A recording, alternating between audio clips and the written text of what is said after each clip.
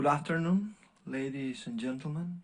It's an honor for me to be here in the United Nations headquarters. I'd also like to greet my fellow citizens of Paraguay that are following us through this transmission. Me llamo Raúl. My name is Raul. I am Josiane's husband. I am Raulito's and Julie's father. Raulito is 2 and Julie is 6 weeks old. When she was in her mother's womb, I loved her as much as I loved my son, who I already could see and touch. I am a doctor, like my father was a doctor, and like my grandfather before my father. As a doctor, I understand that there is scientific truth, a medical truth, a biological truth that is absolute. And that is understanding that life begins at conception. As of that time, as of that moment, the genetic information that will determine a person's life, who we will be, their color of eyes, their color of skin, their specificities in terms of the mind is determined. The only difference between that moment and the moment that I experience here now is just the years and the experiences and perhaps some gray hairs. I come from Paraguay, a country that is in the heart of South America, who invokes God and human dignity in its national constitution. It defends its constitution, and the constitution defends the right to life from the moment of conception. It defends the family as the founding unit of society. It understands that life begins, and this unit begins as of the moment of a free joining of a man and a woman. My colleagues gave me the honor of presiding the Chambers of Representatives in Paraguay, which has declared by the resolution supported by the absolute majority in support of life from the minute of conception, pro-life. But we watch with concern what is happening in many other international entities. We celebrate the 75th anniversary of the Universal Declaration of Human Rights today. For a long time, this was shared language. There was full consensus by all of humanity. It was built at a time in which humanity wanted to protect itself from the evil that they had experienced, 2 terrible wars that hurt the world, that they impoverished a lot of countries, which murdered and hurt. Pope John Paul II talked about the importance of human dignity and his understanding spiritually based on our creation in the likeness of our Creator. There are, unfortunately, a number of fronts today,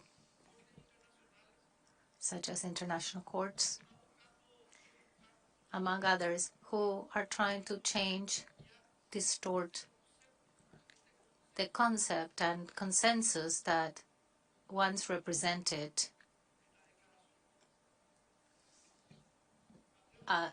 represented at the Universal Declaration. But even if it hurts, I must say that today the Universal Declaration is in crisis.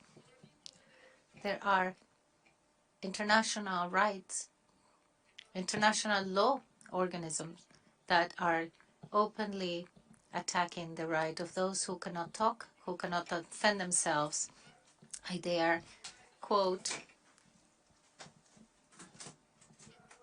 a decision by the Inter-American Court of Human Rights in 2012. It clearly said that the embryo is not viable. You cannot make an embryo hold the title of the rights of a person. This echoed the Dred Scott case, the case that defined simply that slaves had no rights and trampled on the premise of Working, who established that the rights were a triumph card destined to overcome any political or ideological attempt to impose their own agenda above the interests, higher interests of the individuals. What good is it if we have a body that is destined to protect human rights if it does not recognize the rights of those who cannot defend themselves, of those who depend on us, to talk and to express their position and to protect themselves? It is urgent for us to recapture the rights and the absolute moral values of the Declaration as the only means to have a society with peace, freedom, and justice. As its preamble said, we must defend vehemently human rights. We must face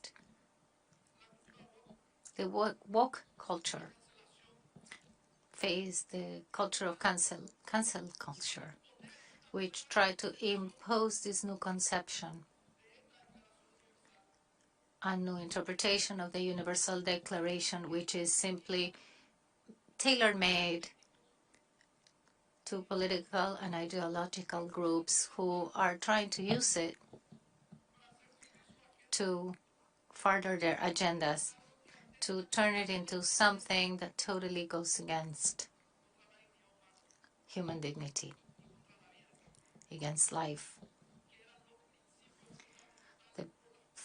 These were the fundamental principles that this declaration was built for 75 years ago.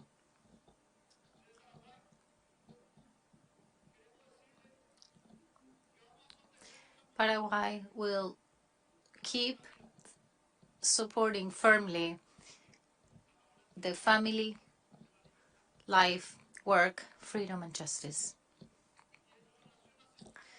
Our nation calls upon you, all who think like us. Raise your voices. Make a fundamental change in the course of history in a world which may be growing, economically speaking, and maybe growing in some aspects of education.